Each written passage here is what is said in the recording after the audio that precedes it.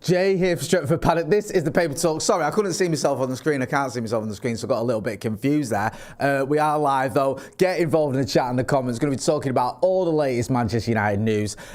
Obviously talking about Bryan Mbeumo. Where would we be without a Bryan Mbeumo story? Also, I'm going to talk about Ollie Watkins. I don't know if you watched Agree or Disagree the other week, but I think it was Lauren who suggested Ollie Watkins as a potential striker for Manchester United, and we all sort of laughed at her. Well, we didn't all laugh at her, but a lot of people in the comments did. However, Laurie Whitwell is saying there might be a little bit of fire to that smoke. And we're going to be getting into that, the Ollie Watkins story. So make sure you are hitting subscribe and get involved in the chat and the comments. Let us know what you think about all those stories and any others.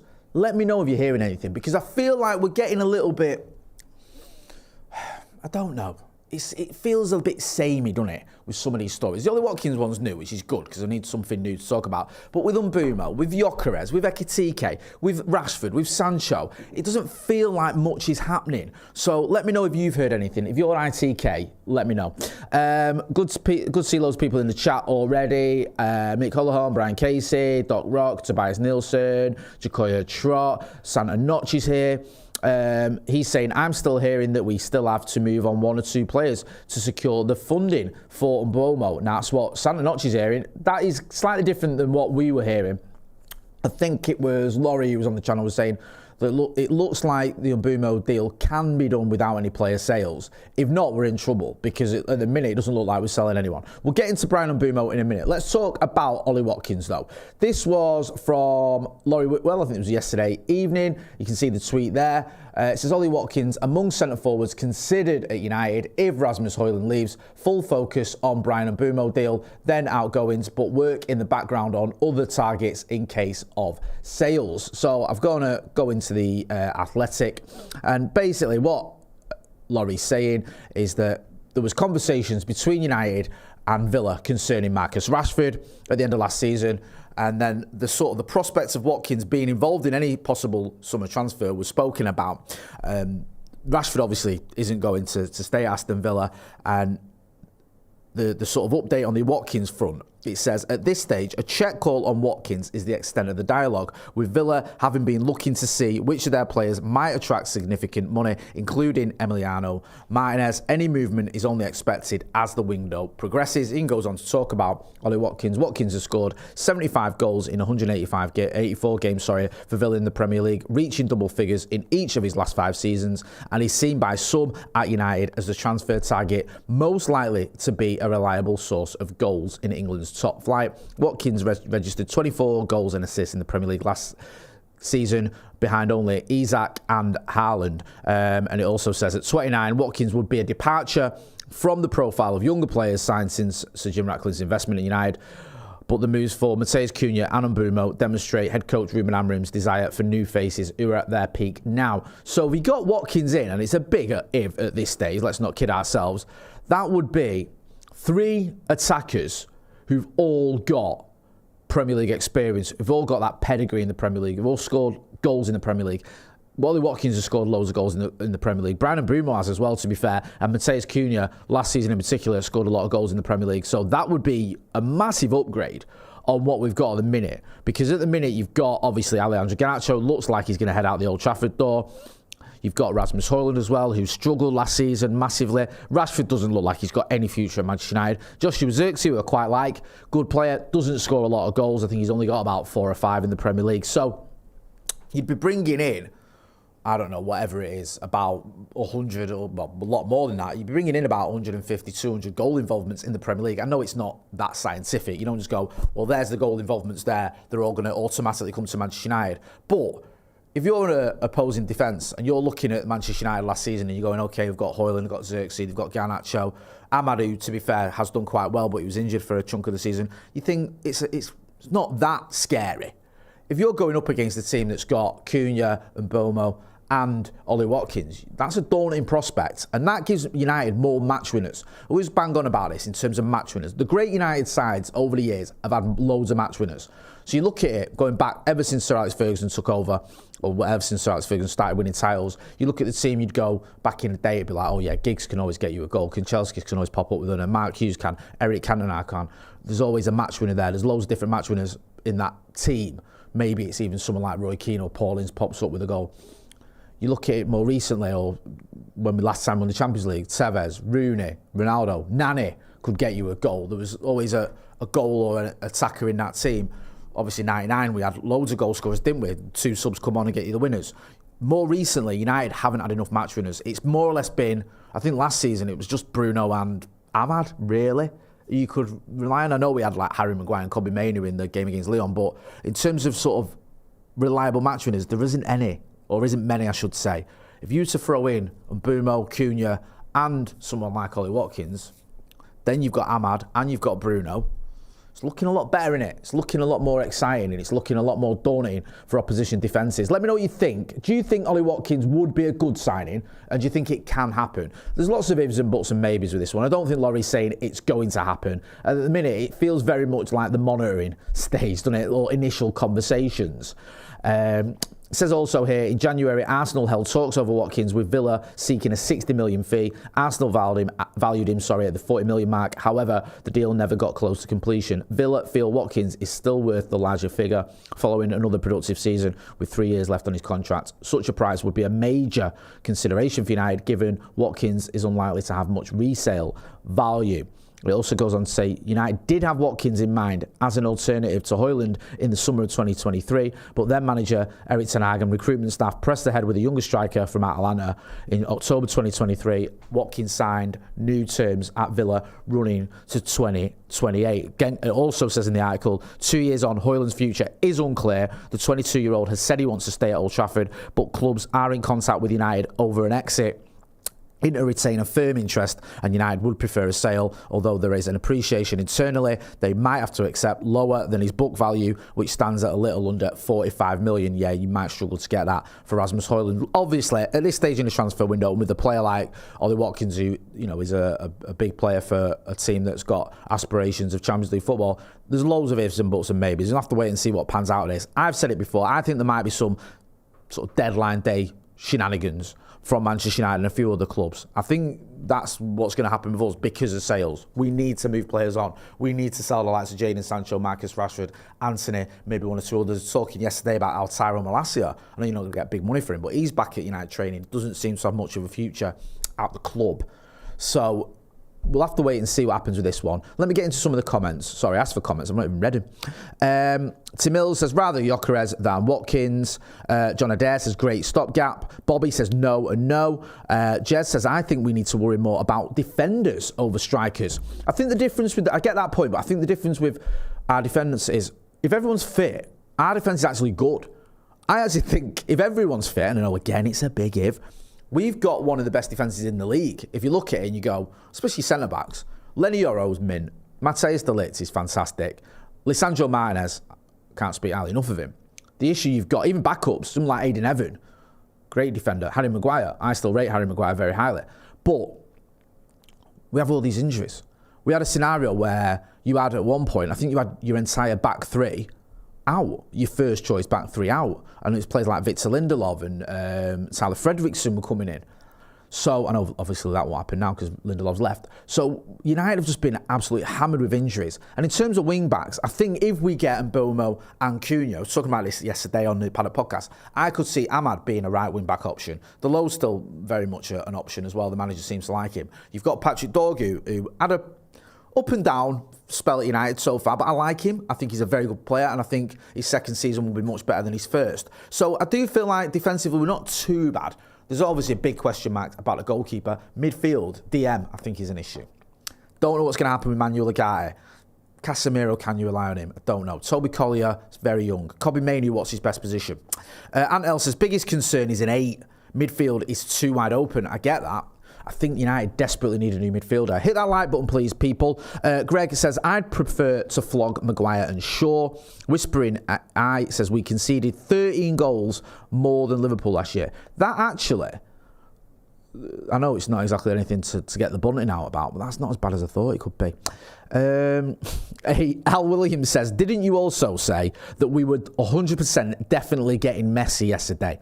Yeah, I think I said yesterday, didn't I, that we're 100% getting Messi, and I want Who else did I say that I wanted? I think was it Jordan Pickford? Yeah, I think that. I definitely said those two things.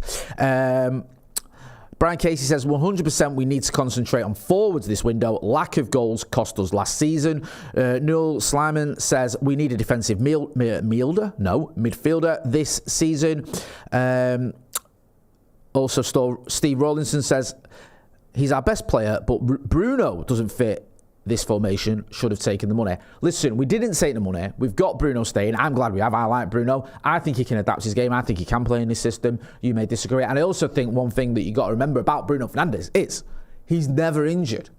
He can occupy several positions, and he will end up occupying several positions, because I guarantee all of his teammates at one stage or another will get injured, because that's what happens at Manchester United.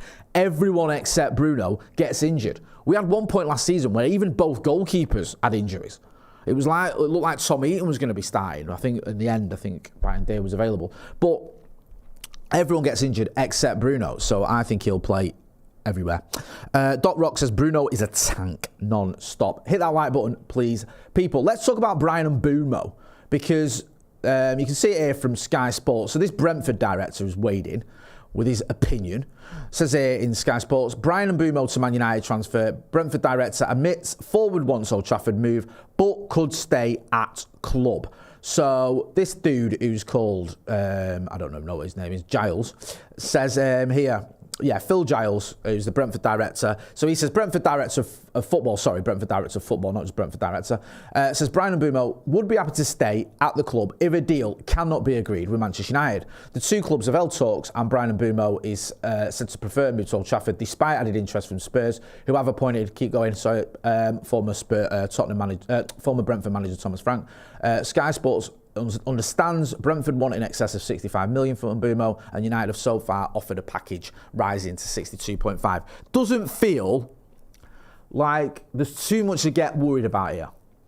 Mbeumo wants to move to United. If he doesn't, he's going to stay at Brentford. I'd rather hear that than he's going to go to Spurs, because that doesn't close the door on him eventually coming to Manchester United, even though I do want him to come this window, and I certainly don't want to wait till January. Also, 62.5 million and 65 million, they're not a million miles away. The quote here, it says, he's had an unbelievable season and we expected interest in him. From what I understand, he's also, if needs be, happy to stay at Brentford next year as well. If needs be.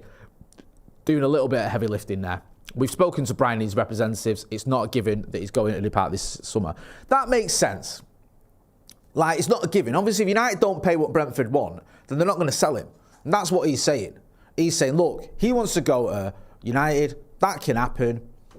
But United haven't given us, or the offer from United isn't what we want. So it's not too surprising there, and I'm not too concerned. Let me know what you think. Get involved in the chat in the comments. It says here, if we get the right offer, there is the potential for a deal to be done, but there is only so much we can say now on that. So he's not closing the door on it, is it? He's not saying we're not getting rid of him, he's not going, he's staying. He's saying if the right deal comes in, he can move. Manchester United and Brentford aren't a million miles away. Mbeumo wants to go to United. I think he'll end up leaving. I think he'll end up coming to Manchester United.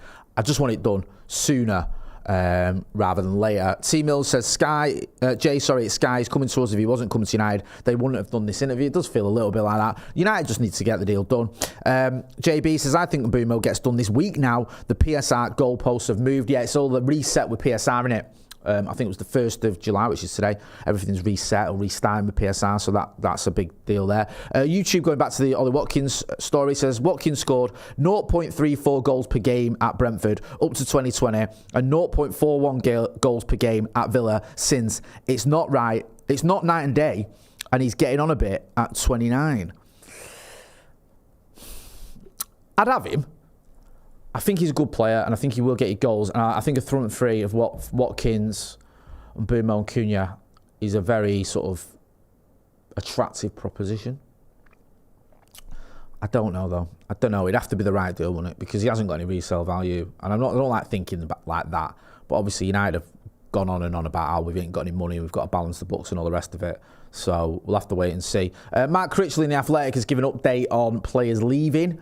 Obviously, we're waiting to see which players are going and where they're going. There's talking there, obviously, Jadon Sancho still, what's going to happen with him. Marcus Rashford, waiting to see what happens with him. I said yesterday, that Tyrone Malacia is back in training. We've got the Mark Critchley story.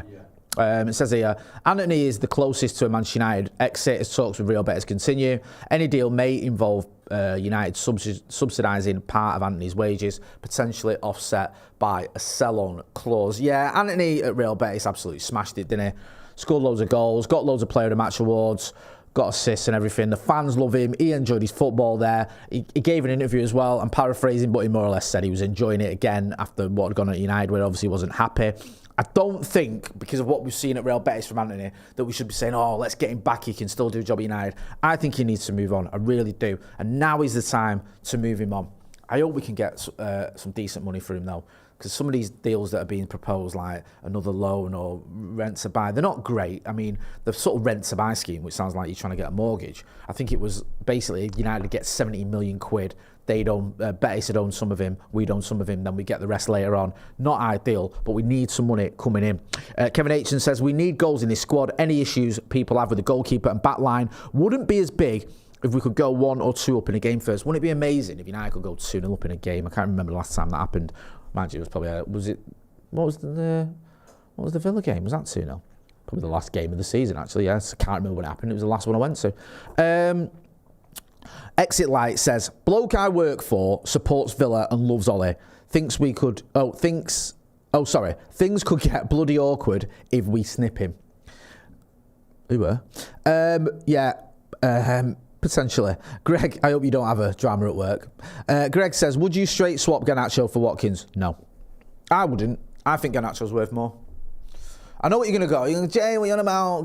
Garnacho scored, 8 Premier League goals last season and Ollie Watkins has scored 20 or whatever. But Garnacho's, 20, 21? Much younger than Ollie Watkins, obviously. And he's a very good, young, exciting player. Ollie Watkins has 0 resale value.